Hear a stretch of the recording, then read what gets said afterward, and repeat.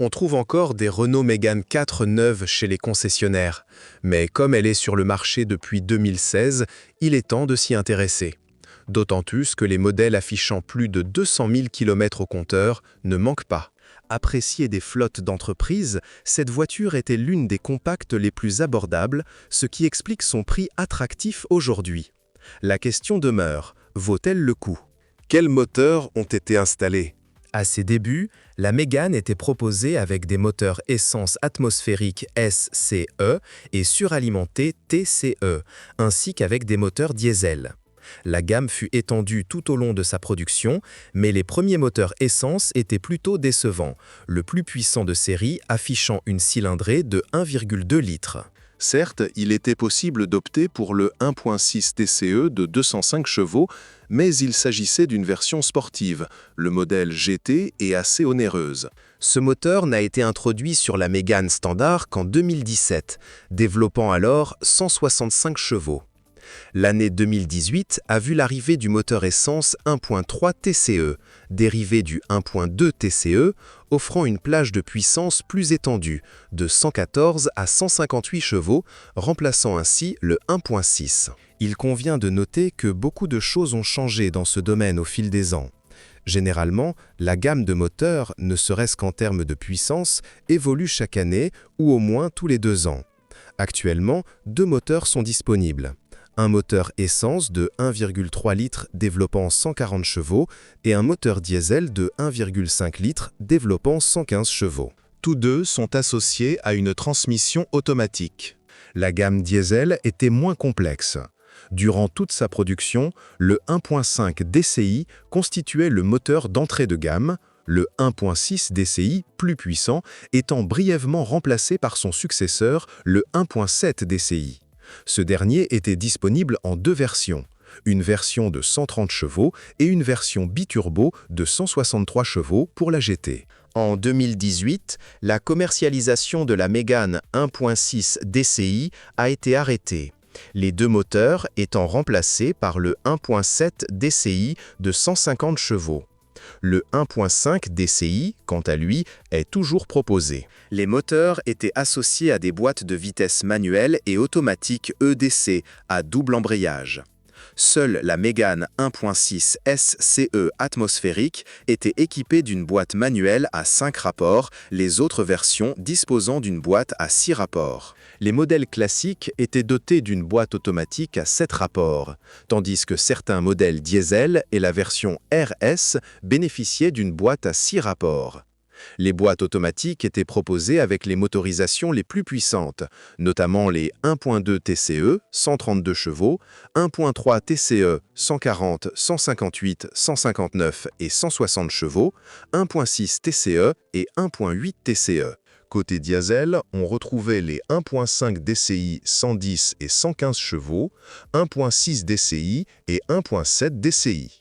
La version hybride disposait également d'une transmission automatique, mais il s'agissait d'une conception totalement différente, la transmission multimode avec 2 vitesses pour le moteur électrique et 4 pour le moteur à combustion. Toutes les versions de la Mégane étaient à traction avant. Fait intéressant, le système 4 contrôles, déjà utilisé sur la Laguna, intégrait 4 roues directrices. Cette option était uniquement disponible sur les versions GT essence et diesel et RS. Quel moteur choisir? En réalité, cela dépend surtout de l'année modèle qui vous intéresse, car comme je l'ai mentionné plus haut, beaucoup de choses ont changé. Par exemple, les moteurs atmosphériques 1.6 SCE, 1.2 TCE et 1.6 TCE n'ont été proposés que jusqu'en 2018.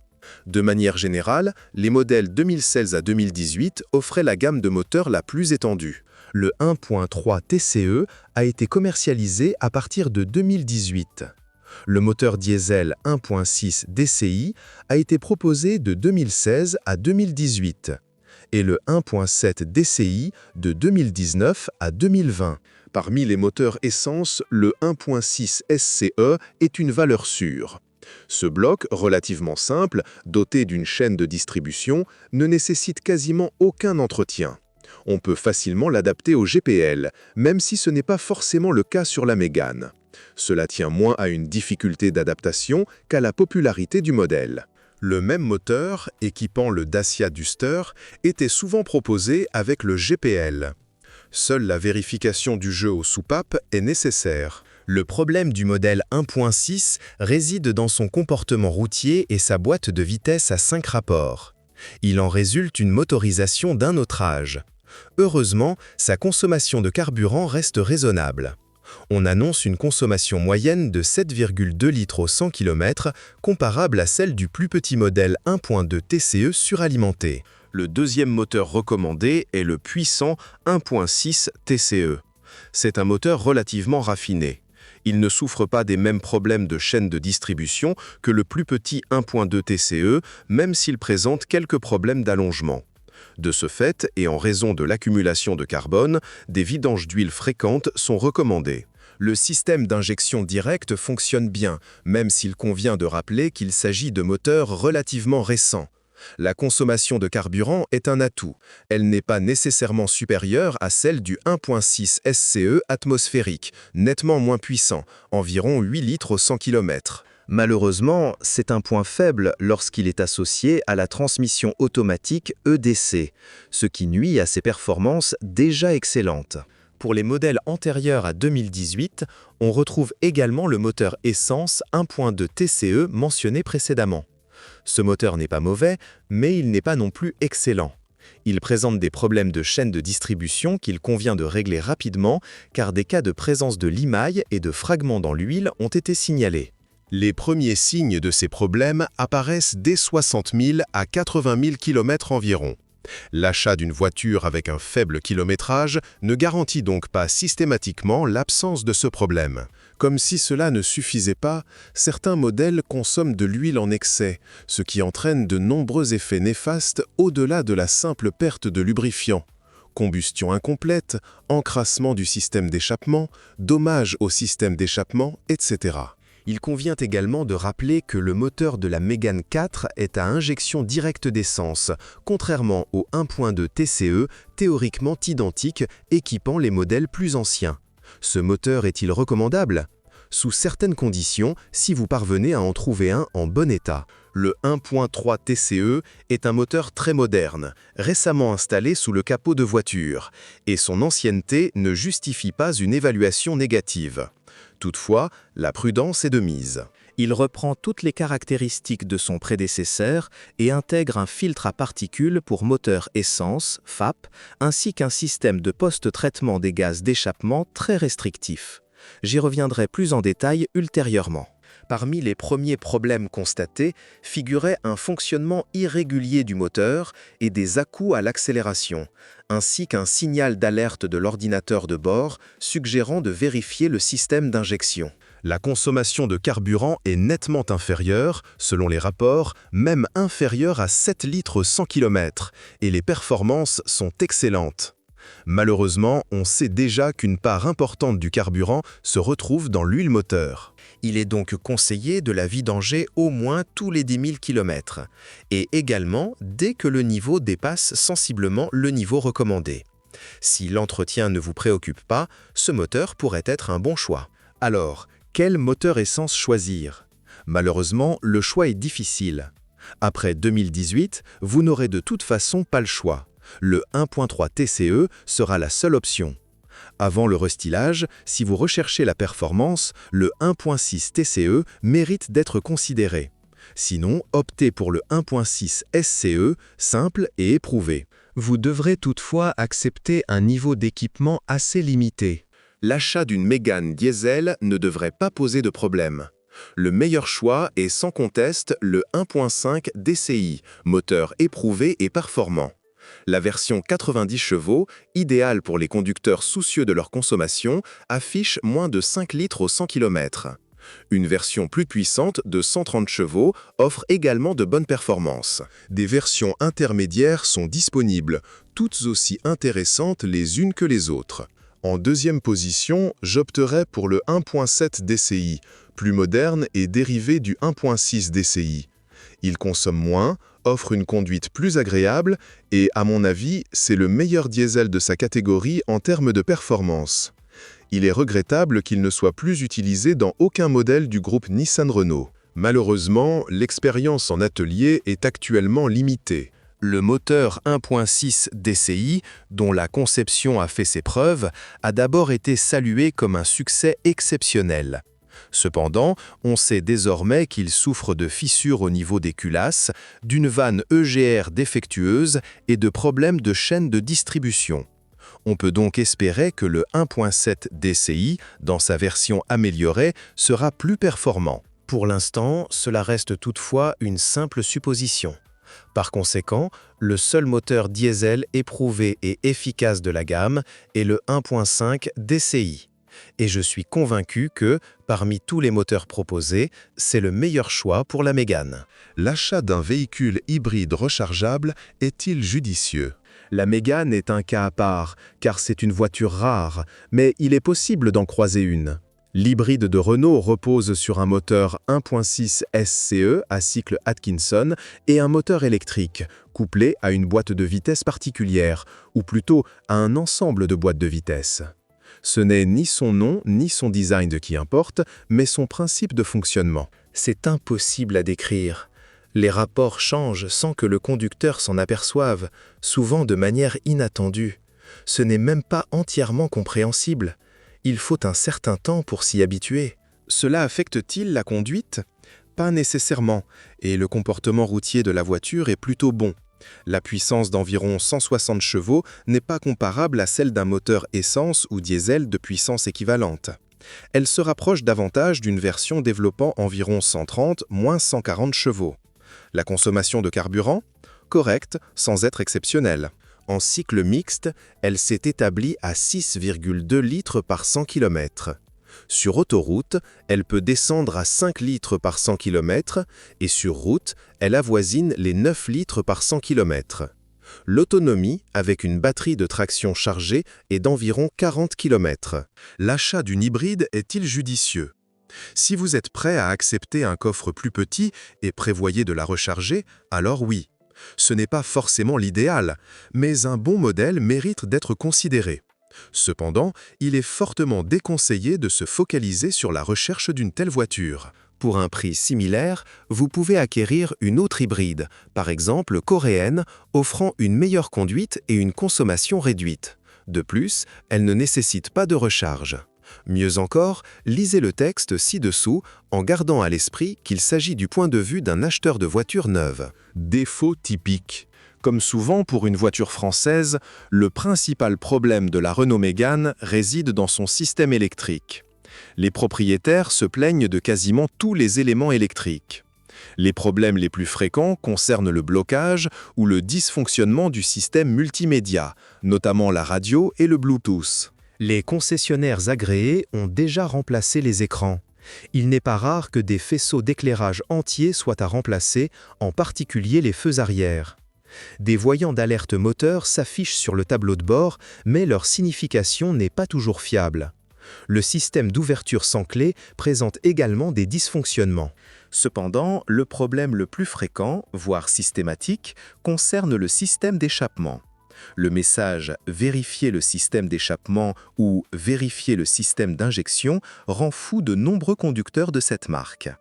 Un passage dans un centre de service agréé se solde généralement par une mise à jour logicielle, un effacement des codes d'erreur ou WISI. Le remplacement du système d'échappement. Non pas le système entier, mais une pièce importante dont le coût peut atteindre plusieurs milliers, voire des dizaines de milliers d'euros selon le modèle. Et fait intéressant, cela concerne aussi bien les moteurs anciens que récents, essence que diesel. De plus, les moteurs diesel peuvent présenter des problèmes au niveau de la soupape de décharge située dans le système d'échappement. Malheureusement, le système d'échappement du moteur diesel de la Mégane 4 est très complexe, ce qui peut engendrer des coûts supplémentaires. Il est donc préférable de confier votre véhicule à un garage agréé où, outre le remplacement de la pièce, un mécanicien pourra également tenter de diagnostiquer la panne. Un autre point sensible de la Mégane 4 est sa boîte de vitesse EDC, ou boîte automatique à double embrayage. Si aucun problème mécanique majeur n'a été constaté pour l'instant, le système électrique s'avère problématique. Souvent, les à-coups et les problèmes de passage de vitesse sont résolus par une mise à jour logicielle. Les propriétaires de Mégane signalent également des bruits de cognement métallique au démarrage ou lors du passage des vitesses sur les modèles à boîte manuelle. Des bruits de cognement peuvent aussi occasionnellement se faire entendre au niveau de la suspension et des composants intérieurs. Coût d'exploitation. Contrairement aux voitures japonaises ou à certains modèles allemands, les voitures françaises s'achètent moins cher mais coûtent plus cher à l'usage.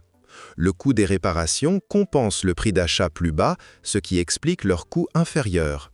C'est le cas depuis des années et cela concerne de nombreuses voitures françaises, même si ce n'est pas le cas de toutes. Il est donc important de se rappeler que si vous achetez une Renault Mégane plutôt qu'une VW Golf, une Toyota Corolla ou une Mazda 3, l'argent économisé sur ces modèles devra tôt ou tard être dépensé chez le concessionnaire. Malheureusement, la Mégane n'est pas à l'abri des problèmes récurrents et les centres de services agréés ne sont pas toujours compétents pour les résoudre.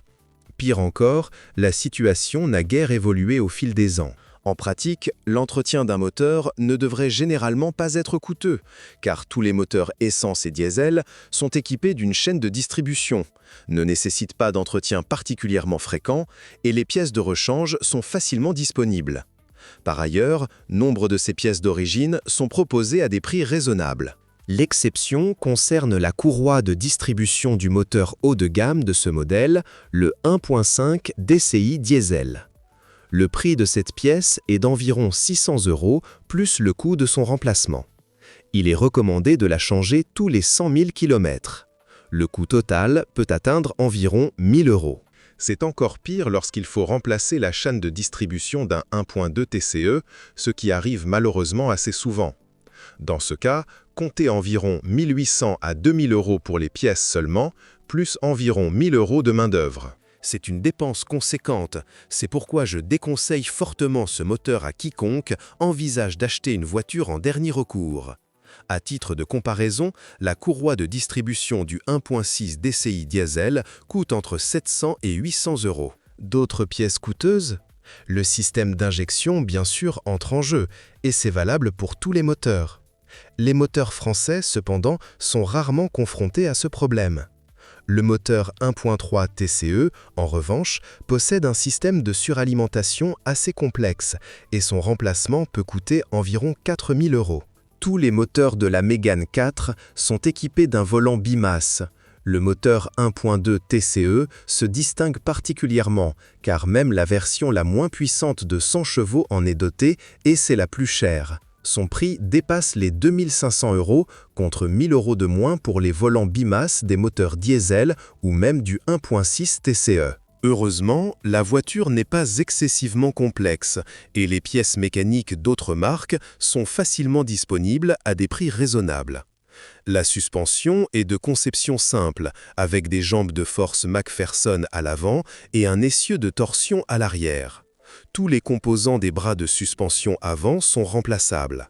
Même le système 4 contrôle ne présente aucun problème majeur. Sur ce type de voiture, la suspension arrière est multibras. La direction assistée est électrique mais fiable. Un atout majeur de la Mégane 4 est son absence de corrosion. La carrosserie, en revanche, pose problème, car les faisceaux électriques sont plus ou moins détériorés. Il ne faut toutefois pas oublier qu'il s'agit d'une voiture relativement récente. Bonjour les amis, vous cherchez une voiture d'occasion, vous devez prêter attention au site web carm.pro. Carm.pro est grand catalogue de voitures, moteurs, boîtes de vitesse. Et le meilleur, c'est que vous pouvez trouver des informations sur les pannes de n'importe quelle pièce. Complètement gratuit. Allez sur le site web carm.pro et découvrez tous les éventuels points faibles des voitures d'occasion.